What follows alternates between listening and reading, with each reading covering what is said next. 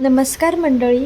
तर मी निशा पुन्हा एकदा तुमचे म्हणजे छोट्याशा मिनी ब्लॉगमध्ये स्वागत आहे.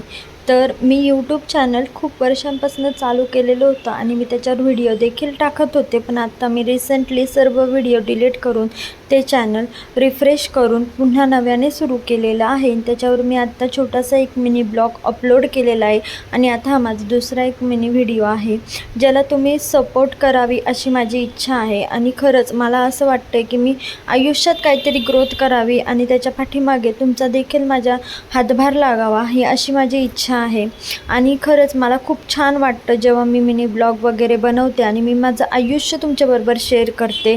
असो, इथे माझ्या मैत्रिणीच्या घरी सवाष्णी होत्या आणि तिथे मी जेवायला गेलेली होते. तिने तिथे कटाची आमटी, पुरणाची पोळी, भजे, भात, कुरडई, पापड वगैरे बनवलेले होतं.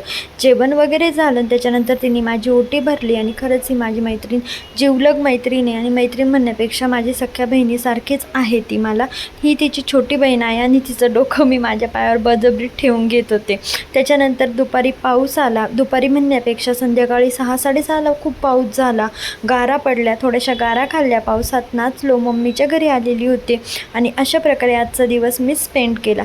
So bye.